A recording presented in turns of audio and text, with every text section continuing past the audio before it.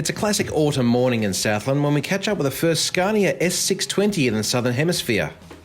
Today we're carting MDF out of the board mill at Mataura up to Port Chalmers with an all-up weight around 43 tonne, quite a bit down on the rig's usual 50 tonne. Like all the new model premium Euro trucks, it's a fair climb up into the cab with 4 well-spaced steps and well-positioned grab handles each side of the door.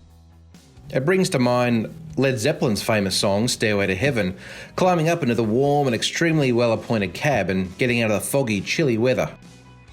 All of these new Euros with their flat floors and higher cabs have the extra steps to get in, but they certainly make them extremely user-friendly.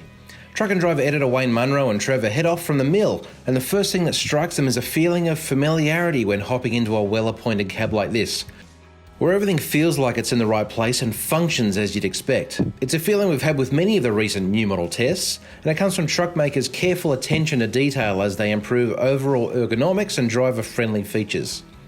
Also, the truck picks up gears so smoothly you'd almost don't feel the shifts being made. We quickly come up to full road speed and then immediately hit the 50k limit heading into Mataura. We drop down to that with just a nudge in the retarder stalk. We're taking the old coach road to Clinton rather than State Highway 1, which means that not only do we miss out Gore, we also get a better test of performance with more hills and less traffic to deal with. As we leave the 50k area, we immediately hit a climb up the passing lane out of town, and the truck, with its AMT and automated mode, drops back to 8th gear and effortlessly runs up the hill. As we get out of town, in and out of the fog, there's beautiful country around here as we ride in comfort, shielded from the outside chill by the great climate control system. The ride in the cab is up there with the best of them, with no noticeable bumps coming up from the road and almost no noticeable engine noise, allowing conversation at normal voice levels.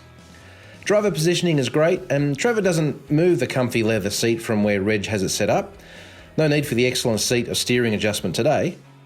There's plenty of floor space to stretch out the legs with the 2-pedal system, and the cab has a real feeling of spaciousness with its high roof and flat floor. It's also very well appointed. Vision out is excellent. It's a great mirror setup with large upper mirrors and lower convex mirrors as well as an offside mirror above the passenger door.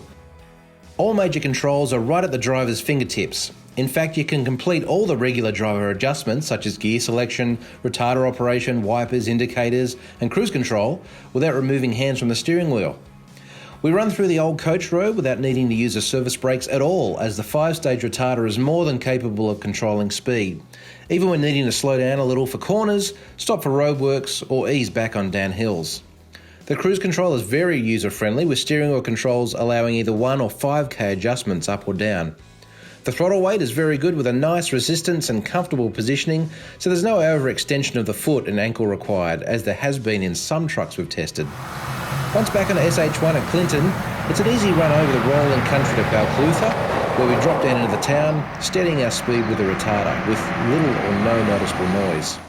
Over the river and up the steep hill out of town, the V8 with its 620 horsepower and 3,000 newton metres does it easy, as it does on the hills north of Balclutha.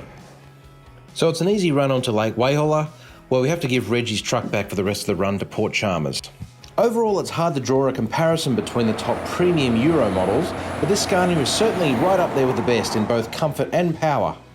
Its ergonomics are some of the most impressive we've seen, and it's a truck that feels familiar as soon as you hop in, and that's a sign of a well thought out and well put together package.